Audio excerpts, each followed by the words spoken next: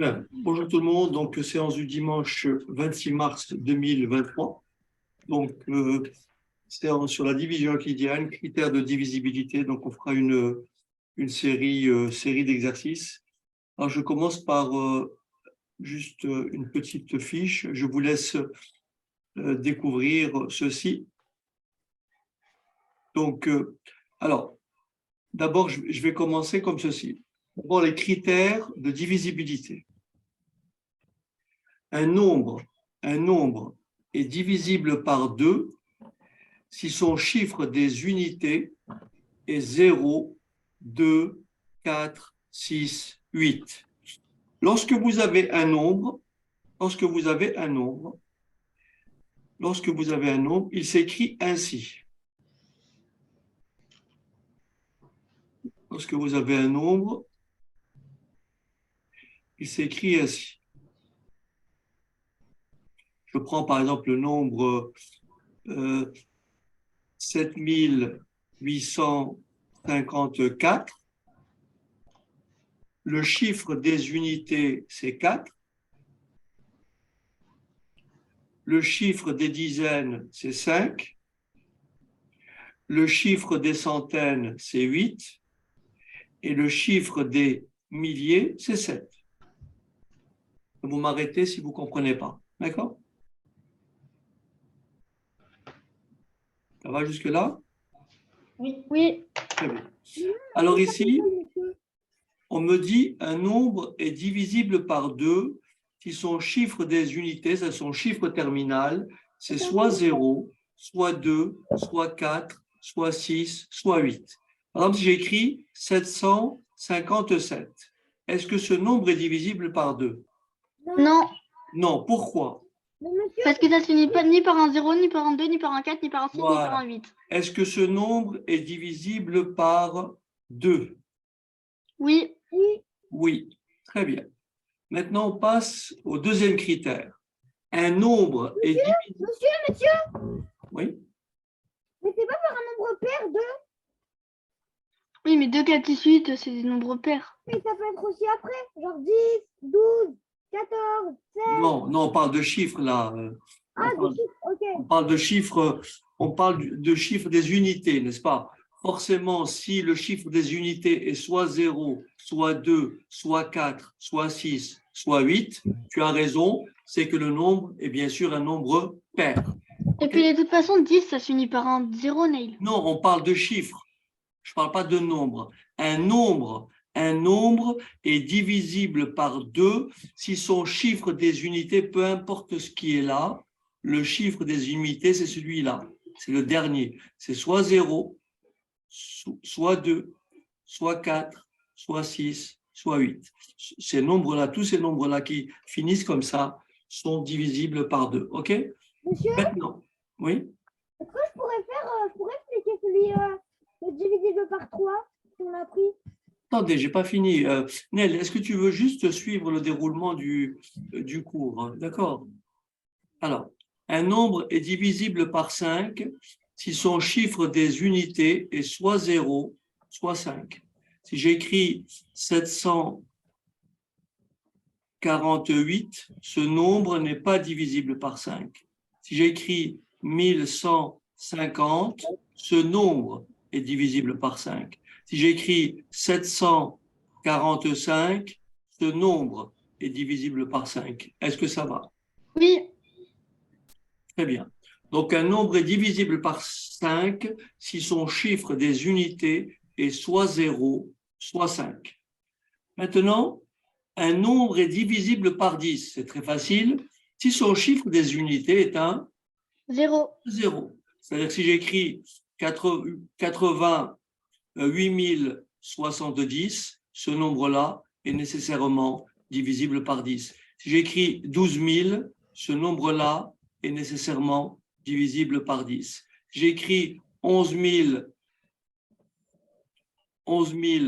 002, ce nombre-là n'est pas divisible par 10. OK? Oui. Maintenant, des critères très importants, c'est la divisibilité par 3 d'abord, puis par 9. Voilà ce qu'il faut retenir. Ok. un nombre est divisible par 3 si la somme de ses chiffres est divisible par 3. Par exemple, est-ce que 72 est divisible par 3? Oui, Pourquoi? parce que 7 plus 2, ça fait 9. Et c'est un multi. Et 3 fois. Enfin, 9 est dans la table de 3. 9, Et parce que soit 9 on est un dit que 9 multiple est de 3. divisible par 3, très bien, soit on dit que 9 9 est un est multiple de 3. divisible par 3, c'est pareil, d'accord? Dire que 9, c'est pareil, hein? Dire que 9 est divisible par 3, divisible par 3, équivaut à dire que 9 est un multiple de 3. C'est la même chose. Est-ce que ça va? Oui, Oui. Ça veut dire que, effectivement, 9 est dans la table de 3. Maintenant, si je vous donne ce nombre-là, donc il peut être très long, hein, il peut être très long.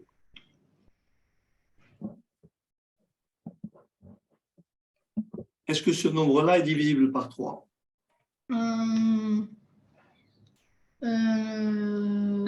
non. Vous voyez pourquoi vous mettez du temps? Parce que vous essayez d'additionner tous les chiffres. Vous avez compris?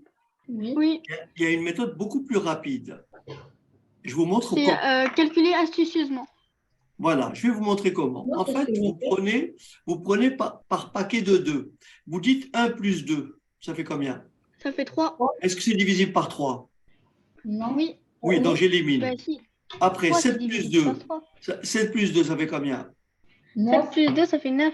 Est-ce que c'est divisible par 3? Oui, J'élimine. mais 3, c'est divisible. Mais 3, Et c'est qu'est-ce qui reste? divisible. Il 5. reste 5. Est-ce que 5 est divisé par 3? Non. Donc le nombre n'est pas divisé par 3. Mmh. Ça vous évite de faire 1 plus 2 plus 7. Parce que si je vous donne un nombre comme ça, je ne sais pas moi, 7, 8, 0, 4. Je vous donne un nombre comme ça, au lieu de faire ce que vous faites tout simplement, vous dites, regardez, vous regroupez par paquet, vous dites 8 et 1. 8 plus 1, 9. Ça fait combien 9? Est-ce que c'est divisé par 3? Oui. Oui, Donc j'élimine. Il me reste quoi? Il me reste le 7. Le 7 plus le 8. Le 7 plus le 1, ça fait combien? 8. 8 et 4. 9. Enfin, non, pas 9. Pardon, ça fait 12. Donc ce nombre est divisé par 3. Mmh. D'accord? Donc Et en fait, comment on sait qu'il faut prendre dans cet ordre? peu importe, Non, parce que on prend puisqu'on juste fait une par paquet de addition, 2. regardez bien, 7 plus 1 plus 8 plus 0 plus 4 plus 1. L'addition est une opération commutative. Donc, je peux regrouper comme je veux. Donc, je peux faire 1 plus 8, vous voyez, pour faire ressortir le 9. Moi, ce que j'aurais fait, à la place, au lieu de. Non, mais J'aurais jamais pensé à faire ça. chacun fait comme il veut, en fait. Chacun fait comme il veut. Mais en fait, ce que je vous dis, c'est une méthode assez rapide. Maintenant, oui, je t'écoute, Nora. Avant, je faisais en fait, par exemple, 4 plus 1, ça fait 5. Voilà. Et comme je sais que 5 plus 7, ça fait 12, je rajoute un 8, ça fait 20, plus le 1, Oui, mais là, 21. tu fais la somme de tout, en fait. En fait, tu fais la somme de tout. Ce qu'il faudra, en fait, faire comme ça. Mais si tu fais comme ça, regarde, ce que tu peux faire, tu dis 8 et 4, ça fait combien? 8 et 4, ça fait 12. Est-ce que 12 est divisé par 3? Oui, Ben, j'élimine 8 et 4. Et après, qu'est-ce qui reste? 7 7 plus et 1, 1 ça fait 8, et 1. 9. Voilà, c'est terminé, c'est divisé par 3.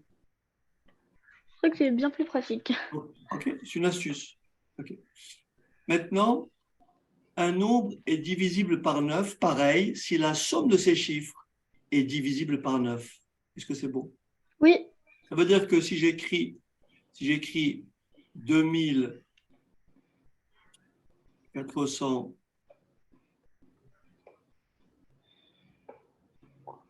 est-ce que ce nombre-là est divisible par 9? non, D'accord? Non. Est-ce que ce nombre-là est divisible par 9? non, Alors, regardez pour aller vite. Qu'est-ce que je dis? Je dis par exemple, 8 et 1, ça fait combien? 9. Donc là, j'élimine le 9. Et qu'est-ce qui me reste? 4 et 4. 8 et 2. 10. Voilà. Donc, ce n'est pas divisible. Pour que ça le soit divisible, si je rajoute maintenant un 8, je vais vérifier maintenant. Qu'est-ce qui se passe? 8 et 1, ça fait quoi? 9, j'élimine. J'élimine. Après, je dis 8 et 4. 8 plus Ça fait 4. 12. 12. 12 et 2. 14. 14 et 4. 14 et 4. 18. 18. Donc, il est divisible par 4. Pardon. D'accord? Ça va? Oui. Allez, rapidement. Je vous laisse lire l'exercice. Je vous laisse lire l'exercice et on va y répondre après. Je vous laisse.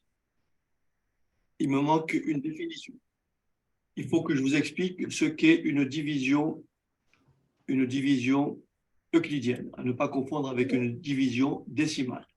Est-ce que vous savez ce que c'est une division euclidienne? Oui. Très bien. Alors, je vous rappelle la définition.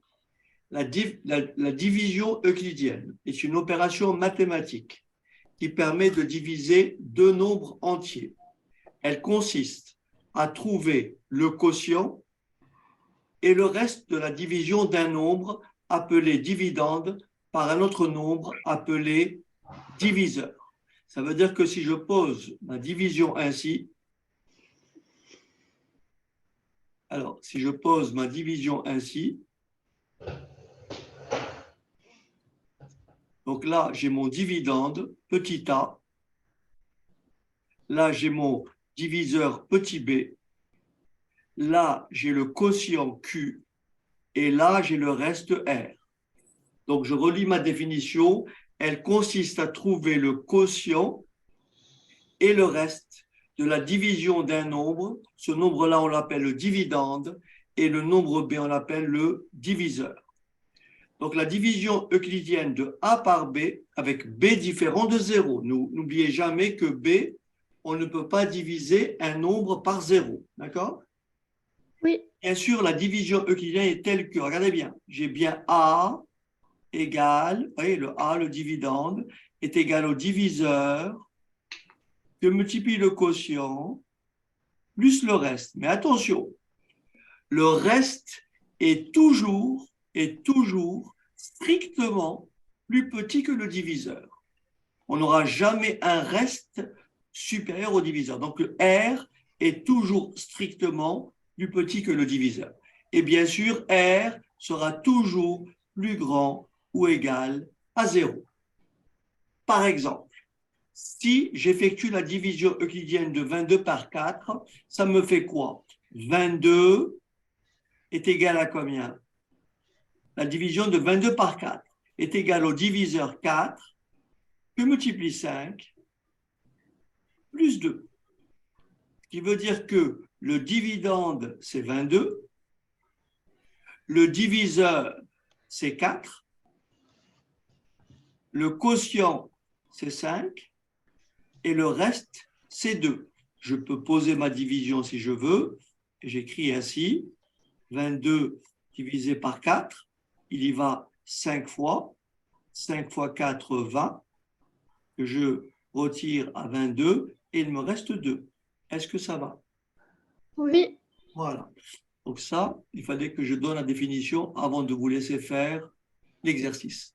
Je vois que Mila vient d'arriver. C'est bien. Bonjour Mila. Salut. Bonjour. Alors, je vous laisse l'exercice suivant. Donc, il y a des réponses à apporter. Donc, pour chaque question, une réponse ou plusieurs sont exactes. Je vous laisse y répondre. Alors, la réponse à la question 1. Un nombre qui est multiple de 5 et de 2 est par exemple, est-ce que 20 est à la fois multiple de 2 et de 5? Oui. Donc, la réponse A est exacte. D'accord? Hmm. Pourquoi? Parce que ce nombre-là, le nombre terminal, le chiffre terminal est un 0. Et tout nombre qui termine par 0 est à la fois divisible par 2, donc multiple de 2 et multiple de 5. Est-ce que 25 est divisible par 2? Non. Donc, ça, c'est pas bon. Est-ce que 30 est divisible par 2? Oui, Est divisible par 5? oui, Voilà, donc il y a deux réponses, c'est la A et la C. Maintenant, un diviseur de 8 est un diviseur de 8 et 16. Est-ce que 8 est un diviseur de 16? oui, D'accord? Est-ce que 8 est un diviseur de 2? oui. Ah Non. non, puisque 8 est plus grand, il ne peut pas diviser Ah 2. oui, Vous avez compris? 8 est un diviseur de 16, d'accord? Mais 8 n'est pas un diviseur de 2. Je peux pas Oui. faire, si je fais 2 divisé par 8, C'est un multiple de il me 2. reste 2. Il me reste 2. Il y va 0 fois et il me reste 2. Est-ce que 8 est un diviseur de 4? non, Voilà, donc on l'élimine. Dans la division euclidienne de 15 par 2, le quotient est quoi? Il est 7, 7,5 ou 1? 7,5. Non, c'est une division euclidienne. Ah, donc 7. Voilà, c'est une division euclidienne. Donc la division euclidienne, 7,1. Ah oui. attention, hein, c'est une division euclidienne. Donc j'ai bien 15 qui est égal à 7 fois 2 plus 1. D'accord? Donc la division euclidienne, c'est où il n'y a pas de virgule dans le quotient. Et ne Oui. pas confondre avec la division décimale. D'accord? Ah d'accord, j'ai confondu. Donc, attention. Ensuite, l'égalité qui traduit la division euclidienne de 45 par 8, est-ce que c'est la première, la deuxième, la troisième? Rappelez-vous, il faut que le reste soit inférieur à 8. Est-ce que c'est bon?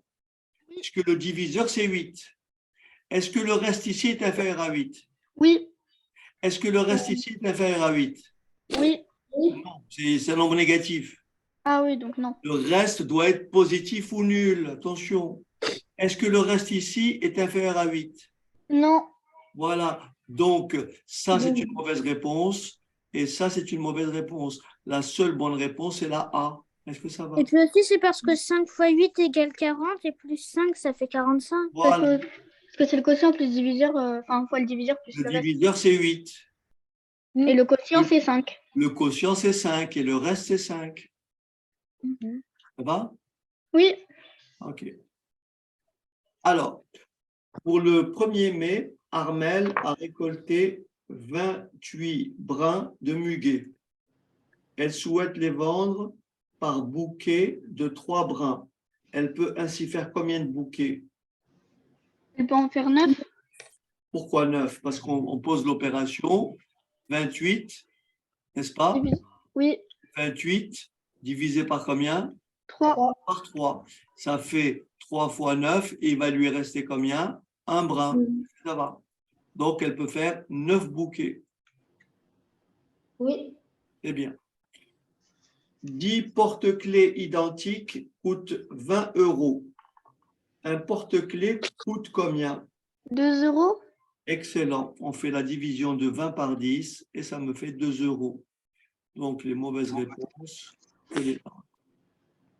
OK. Est-ce qu'il y a des questions ou ça va? Vous avez oublié de barrer la B et la C en haut. La B, oui, c'est vrai. Tu veux dire ici? Oui. Voilà. OK. Allez, on passe à la suite.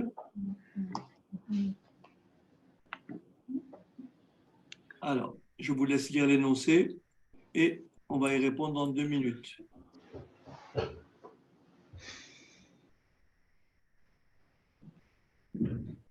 Alors, on commence par la question 1, divisibilité par 2, par 5 ou par 10. Alors, Laura collectionne des figurines. Elle en possède 124. Elle voudrait toutes les aligner sur ses étagères. Peut-elle toutes les aligner par rangée de 2 figurines? Est-ce que vous me répondez oui ou non? Oui. Elle peut, ou pourquoi? Parce que 124 est un nombre comment? Père. Pair. Donc là, on répond oui. Ensuite, 5 figurines. Non. Non. 10 figurines. Non, non plus. Non plus. OK. Maintenant, ses amis Ernest et Tao possèdent respectivement 135 et 150 figurines. D'accord? OK. Attends, on est d'accord. Chacun peut-il les aligner par rangée de 2? Non. En fait, il n'y a que Tao qui peut le faire. Est-ce que c'est bon? Hmm. Par rangée de 5 figurines. Oui, ils Oui, peuvent. puisque Ernest en a 135, donc le chiffre des unités c'est 5, et figurine en a 150, le chiffre des unités c'est 0, donc 135 et 150 sont des nombres divisibles par 5. Est-ce que c'est bon? Ensuite, est-ce que pour 10 figurines? Non. Ben non, parce qu'il y a simplement Tao qui peut le faire. Est-ce que c'est bon? Oui. Oui. Voilà. Ah, mon micro, il était coupé. Allez, on passe à la question suivante. Ça va vite, hein. Bon, on ne va pas passer à la calculatrice, on va simplement vérifier quoi? On va calculer la somme 1 plus 2 plus 4, ça fait combien? 7. Est-ce que 7 est divisible par 3? Non. Non. Est-ce que 7 est divisible par 9? Non. Non. Non. Par contre, 124 n'est divisible ni par 3 ni par 9. Est-ce que c'est bon? Oui. On reprend la question. Est-ce que 135 est divisible par 3? Oui. Oui. Et par 9? Oui. Oui aussi. 150. Par 3, oui, mais par 9, non. Voilà, pourquoi? Parce que 1 plus 5, ça fait 6, divisible par 3, mais 6 n'est pas divisible par 9. Quelle remarque peut-on faire, etc., etc. Donc, pour montrer qu'un nombre est divisible par 3 ou par 9, il suffit de faire quoi sans faire la division? Il faut faire la somme de ces chiffres, et il faut que la somme de ces chiffres soit un multiple de 3 ou divisible par 3 ou par 9. Est-ce que ça va? Oui. Très bien. On passe à l'exercice suivant que je vous laisse découvrir.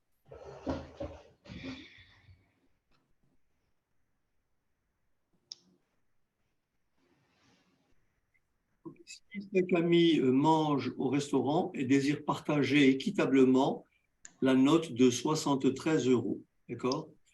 Donc ici, il y a une opération qui a été posée. Comment peuvent-ils interpréter les résultats de la division posée ci-contre?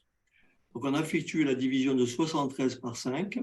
Donc là, le 7, c'est le chiffre des dizaines. 3, c'est le chiffre des unités. Et donc je dis en 5, en 7, il y va combien de fois 5? Il y va une fois. Une fois 5, 5. Donc je fais 7, 5 côté de 5, il me reste 2.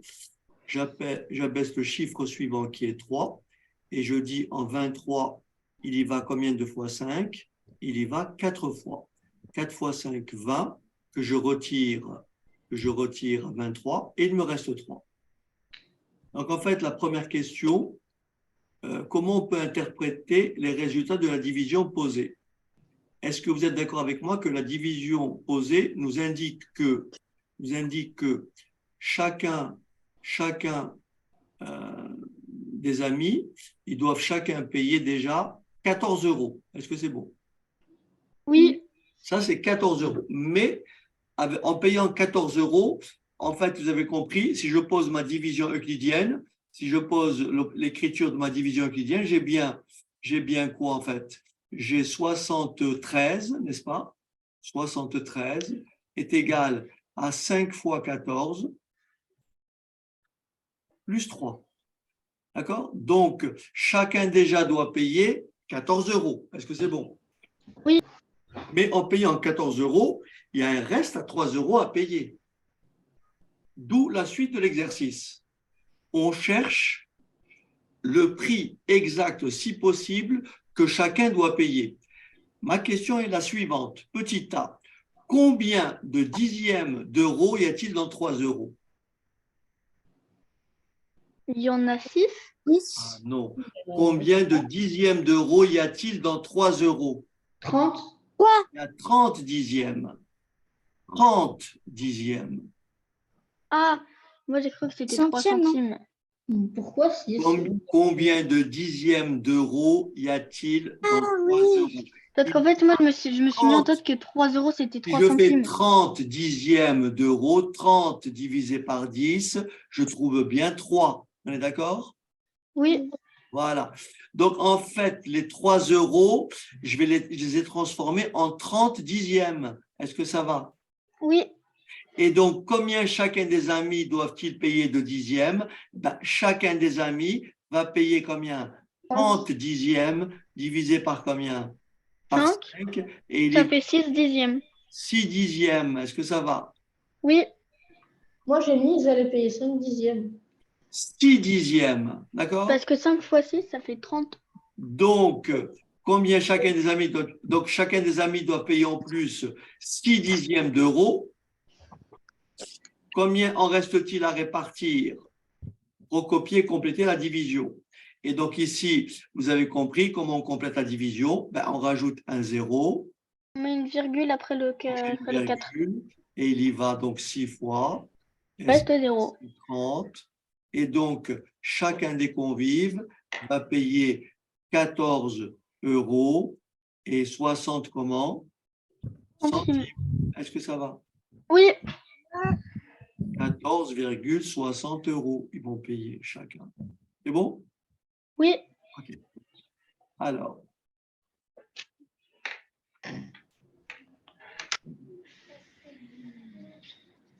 on passe à la question suivante. Alors, on vous dit avec 2150 roses, on a réalisé 165 bouquets identiques. Et il restait alors 5 roses. Combien a-t-on utilisé de roses par bouquet? On doit faire 2150 divisé par 165. Excellent. On va d'abord on va poser la division euclidienne. On va donc poser, on va écrire. Ça veut dire que, en fait, j'ai 2150 roses égale 165 que multiplie Q plus le reste. Oui, Est-ce que ça va? Donc, je vais trouver le nombre de roses utilisées par bouquet en posant la division. En posant la division, 2150 divisé par 165. Et ça me fait combien? Il y va une fois, n'est-ce pas? 165. On va se montrer. Je dis 5 ôté de 5, il reste 0. 10 ôté de 11, il reste 5. Et comme j'ai importé une dizaine, 2 ôté de 2, il reste 0. J'abaisse le chiffre suivant qui est, comment dirais-je, qui est 0. Et je dis en 150, il y va combien de fois 165? 3 fois, est-ce que c'est bon? 4 fois, je ne pense pas. Donc, il y va 3 fois. 3 fois 5, 15. 3 fois 6, 18 et un 19. 3 fois 1, 3 et un 4. 495, il va me rester combien? 5. Résultat des courses, j'ai bien 2150 est égal à 165 fois 13 plus 5. Par conséquent, combien a-t-on utilisé de roses par bouquet? Donc, chaque Utilisé bouquet 13. comporte combien? 13 roses. 13 roses. Est-ce que ça va? Oui, Très bien.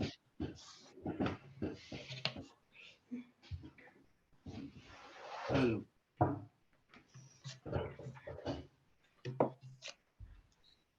on me dit, Marc organise fête chez lui et distribue 205 petits fours à ses invités et à lui-même.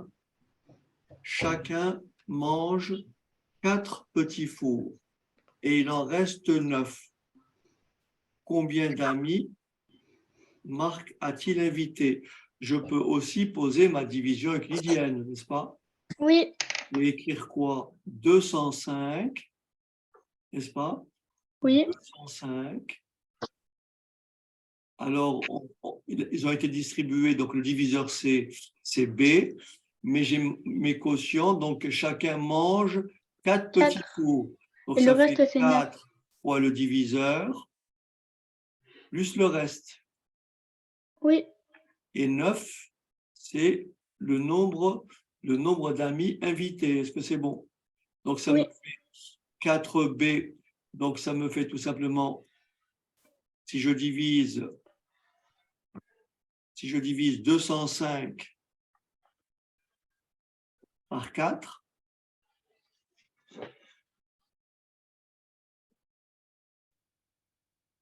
il y va combien de fois? il y va 5 fois. 5 fois 4, 20. Alors il y a un problème ici. Et le reste, ce sera pas 9. Pour me corriger, ça, ici, il faut que B soit supérieur à 9, d'accord? Oui, mais donc du coup, faire la Pensez. Donc, le 1 qui reste ici, c'est les petits fours de Marc. Est-ce que c'est bon? Oui. Donc, ça veut dire qu'il y a eu combien d'amis? 51 amis. Est-ce que ça va? Oui. Oui. Voilà. Donc, il y a 51 amis, plus Marc, ça fait combien au total d'invités? Au total, 52, d'accord? Comme chacun en a mangé 4, 4 fois 52, ça fait combien? 4 fois 2, 8. 206. 4 fois 5, 20. 28, 280. Pardon. Ah non. Non, je me suis trompée dans le calcul. Et du coup, ça nous fait. Très bien. Donc, en fait, le piège, c'est celui-là. C'est la gestion de Marc qu'il faut voir. Alors, ici, d'abord, regardez bien. Bien vu, Nora. Donc, ici, j'ai 205 fours. Là, c'est le nombre de personnes avec, bien sûr, Marc inclus. Vous me suivez ou pas? Oui. Donc, 4 fois le nombre de personnes plus 9, ça me donne 205. Donc, ça veut dire que 4 fois le nombre de personnes, Marc compris, est égal à 205 moins 9. Ça veut dire que 4 fois le nombre d'amis avec Marc est égal à 196. C'est ça? Et Oui. donc, le nombre d'amis avec Marc, ça fait 196 divisé par 4. Est-ce que c'est bon? Oui. Ça veut dire que ça fait tout simplement 49 48. personnes, mais présentes. Mais la question piège, c'est combien d'amis Marc a-t-il invité? Eh bien, Marc a invité 48 amis. Parce Voilà. que du coup, Marc, il est dans les 49. Voilà. Est-ce que ça va? Oui. C'était un petit peu piégeant. OK. Bon, mais sinon, bien vu, vous avez cerné le problème. Alors, on passe. Quelle heure est-il? Oui, ça va. Alors.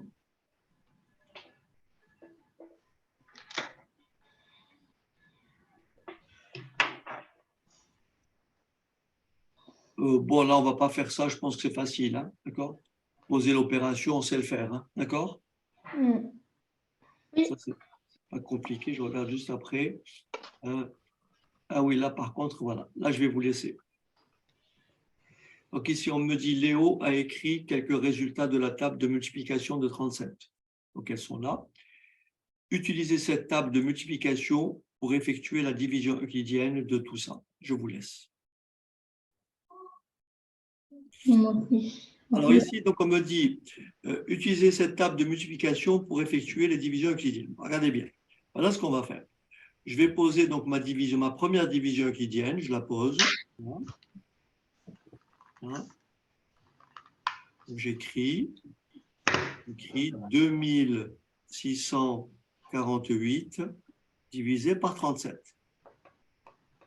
Mais j'ai une table, donc je peux pas.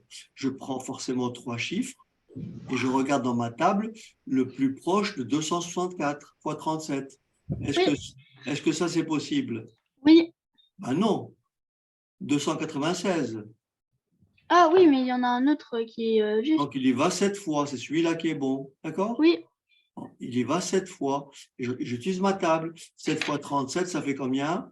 7 fois 37, ça fait... 159, euh, c'est écrit là, c'est écrit. Ah oui, Mais oui, il faut utiliser les tables. Moins 9 au tête de 14, ça fait 5. 6 au tête de 6, 0. il reste 5. Et j'abaisse le chiffre suivant qui est combien? 8. 8, Il y va une fois. Une fois il 37, reste c'est 21. 37. Et il reste combien? 1, 21.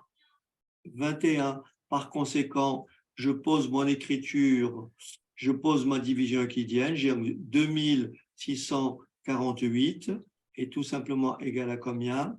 À 71 fois 37 plus le reste. Est-ce que ça va? Oui, Voilà. Je fais la même chose avec la deuxième, avec le deuxième nombre.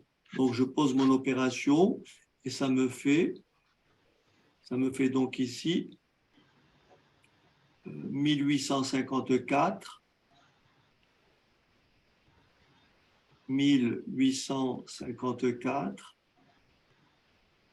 divisé par 37. Je regarde, il y va, donc je prends 185. Le plus proche de 185, c'est celui-là. Il y va combien de fois donc? 5 fois. 5 fois. 5 fois 37, 185. Il Reste reste 0. combien? 0. Et j'abaisse le chiffre suivant qui est 4. Et il me reste 4, ce qui veut dire que 1854 est tout simplement égal à 5 fois 37 plus 4. Est-ce que ça va? Oui, Très bien. Je passe maintenant au petit c. Alors, le petit c me donne combien? Alors, ça, je fasse. ça donne 810, reste On va 32. écrire. On va écrire. Alors, 30 002. Okay. Donc, 30 002.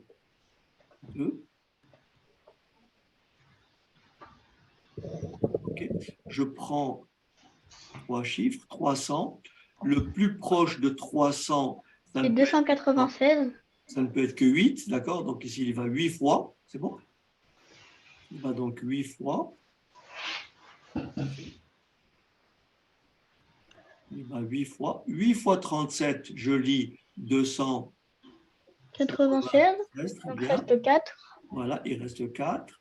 J'abaisse le chiffre suivant qui est 0. 0, il y va 0 fois. On est d'accord? Oui, J'abaisse le chiffre suivant qui est 2 et je regarde de nouveau ma table. 402 dans ma table. Quel est le plus proche de 402? Apparemment, le plus proche. c'est 296. Combien? C'est que 296. Donc là, il y a. 8 fois. Attendez, est-ce que. Mais monsieur, je crois que en fait, J'ai fait une erreur, non? faut faire, oui, il faut faire le 0, mais vous avez Attendez, bien descendu le 0, une mais petite après, en erreur. même temps, vous avez encore descendu le 2. Oui, oui, attendez. J'ai fait une petite erreur parce qu'en fait, ici, j'ai 30. C'est 40 et normalement, c'est 1 attends, reste 3. je corrige. Je corrige mon opération. Donc ici, on est d'accord, il y va 8 fois. C'est ça? Oui, 8 fois 37, ça fait 296. il reste 4. 296 au T2, il reste 4. Après, on descend le 0, ça fait Il va 40. 0 fois, c'est ça? Oui. Et après, Non, j'abaisse il y le... va une fois. Il y va une fois, reste 3. Combien? Une Ah fois, oui, il reste va une fois, 3. merci. Ouais. Merci. Il va une fois. Bien joué. Il va. Alors, je reprends 40. Je vais y arriver. Alors, 40. Il y va une fois 37. Il va me rester 3. Et j'abaisse le chiffre suivant qui est combien? 2, Il y va 0 fois. Et il reste combien? 32. 32. Donc, le 30 002 est tout simplement égal à 810. Fois 37 Voilà. plus 32. Excellent. Et vous voyez, dans tous les cas, mon reste est toujours inférieur à mon diviseur. D'accord? Oui, OK. Alors, tout le monde a compris, là, ça va? oui. OK. Alors, donc, je regarde un peu ce qu'il y a après. Qu'est-ce que...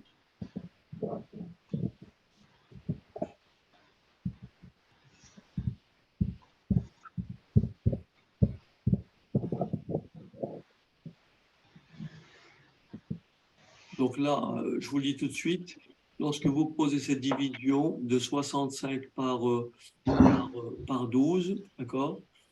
Ça, c'est ce qu'on appelle une fraction irréductible. Pas parce que 65 et 12 n'ont pas de diviseur commun, ils sont premiers entre eux.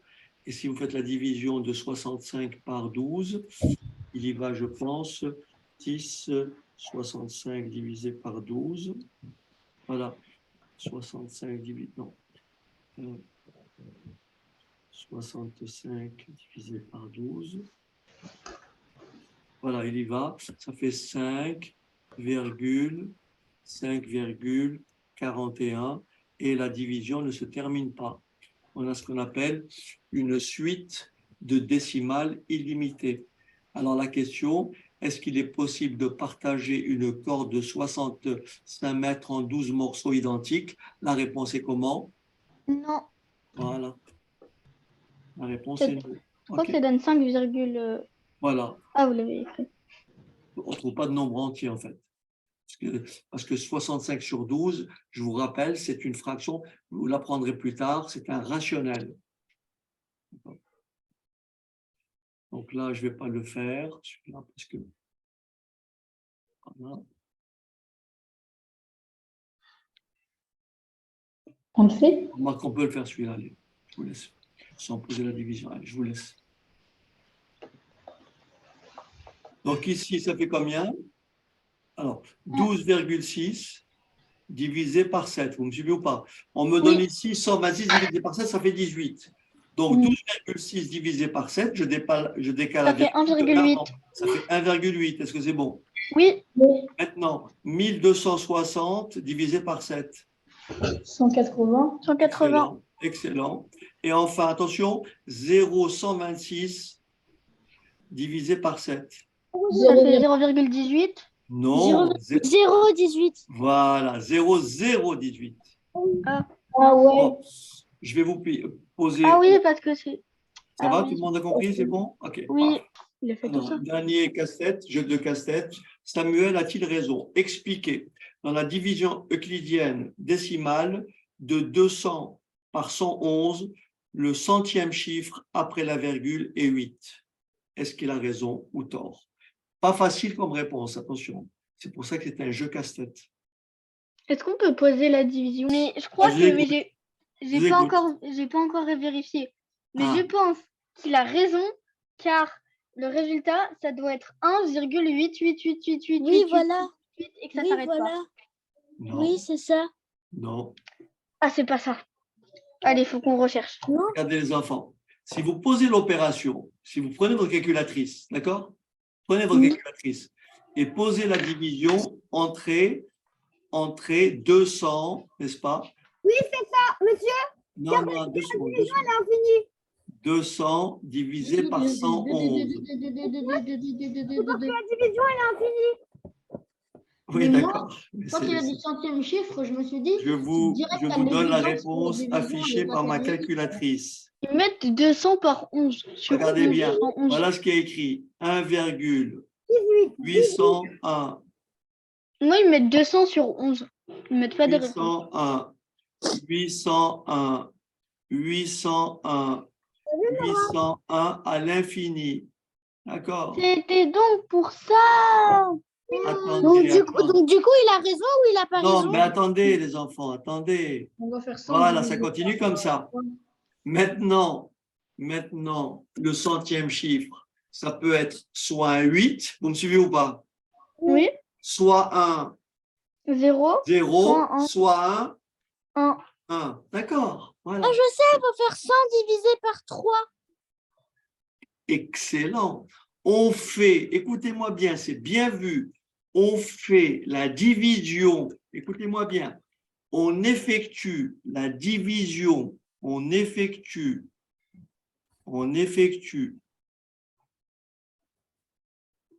la division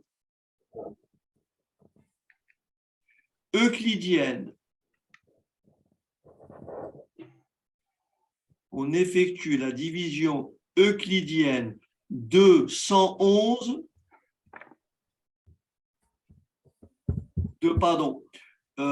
qu'est-ce qu'on a dit? De 100, il reste 1. de 100 par 3. Ça fait 33 et il reste 1. Alors, regardez bien. La division euclidienne de 100 par 3, bien vu, ça me donne 100 égale 3 fois 33 plus 1. Maintenant, je vous explique. Il faut bien écouter ça. Je vous explique. En fait, le nombre qui est là, ici, le 8, c'est la position 1. Vous me suivez ou pas? Oui. Le 0, c'est la position 2. Pardon. Le 1, la position. Excusez-moi. Non, je dis des bêtises. Le 8, c'est la position 0. Oui. Le 0, c'est la position 1. Et le 1, c'est la position combien? 2. Ce qui veut dire, quand vous effectuez votre division euclidienne, si vous trouvez un reste égal, à 1, ça va être votre premier chiffre, Ça va être votre premier chiffre, c'est-à-dire, ça va être le 8. Oui. Si vous trouvez un reste égal à 2, ça va être le 0. Et si vous trouvez un reste égal à 3, ça va être quoi? Le 1. Alors, je vous dis, dites-moi quel sera plutôt alors je l'écris au tableau, quel serait d'après vous le 1372e chiffre? Allez-y. Ce sera 0? On ne sait pas. Ben, tu calcules vite. Oui, moi, je calcule. Moi-même, je n'ai pas la réponse. Moi, je calcule. Et c'est parce que. Il faut poser la division euclidienne. Donc, qu'est-ce qu'on va faire? Mais On moi, va écrire- quand je pose par exemple 200 divisé par 111, ça met 200 sur 111, ça met pas la réponse. On va poser la division tu euclidienne de dois mettre tu dois mettre SD. 1372 divisé par 3.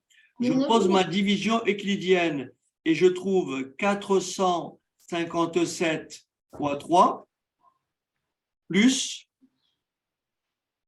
alors, 457 fois 3, et ça me fait plus 1.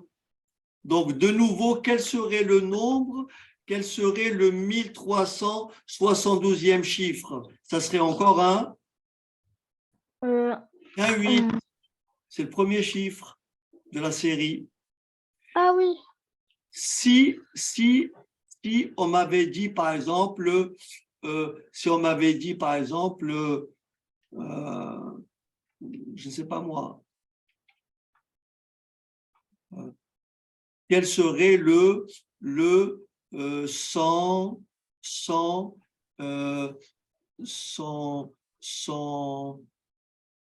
Mais si le reste, par exemple, c'est 4. il ne peut pas être 4 sur une division euclidienne. Monsieur? Oui, mais si le reste, c'est... Le reste sera toujours plus petit que 3, en fait. D'accord? Monsieur, moi sur ma calculette, ils mettent 1,801, 801, 802. Ils Non, non, arrondissent. non, parce qu'elle arrondit ta calculette à partir d'un moment, tu vois, elle arrondit ici, le 1, elle transforme en 2. Mais une vraie calculette, ça continue à l'infini comme ça. Tu me suis? Oui. Ça s'arrête pas. Donc, si je dis par exemple 105, le 105e chiffre, je fais la division euclidienne, ça me donne quoi 105 divisé par 3? Ça me 105 donne divisé par 3. 50. Combien? Ça me 50. donne 35 fois 3. 35 fois 3. Donc, c'est le quoi? Plus 0. Donc, quel serait donc le chiffre? Donc, ça va être un 1, en fait. Ça va être le 1. Le 105e chiffre. Le 105e chiffre, c'est un 1. Et ainsi de suite. En fait, si vous trouvez un reste égal à comment dirais-je, à 1. Ça va être le 8. Pardon. Voilà. Si vous trouvez un reste égal à 2, C'est à bon. 0, pardon, si vous trouvez un reste égal à 0, c'est le 8. Si vous Mhm. trouvez un reste égal à 1, c'est le 0. Et si vous Et à trouvez un 2, reste c'est le égal à 2, c'est 1. Voilà. D'accord? Donc, ici, 100, pardon, reste égal à 1, reste égal à 2, pardon. Si vous trouvez un reste égal à 3, ça veut dire si la division tombe juste. Donc, ici, si la division tombe juste, le chiffre est un quoi? 1. Est-ce que c'est bon? Oui. Donc, si le reste, je répète, si le reste est égal à 1, le premier chiffre est un 8. Si le reste est égal à 2, le premier chiffre est un 0. Le chiffre en question est un 0. Et si le reste est égal à 0, c'est le troisième chiffre. Est-ce que ça va? Oui. C'est-à-dire le 1. Voilà. Allez, je vous dis bonne soirée et à la prochaine. Au revoir. Au revoir. Au revoir.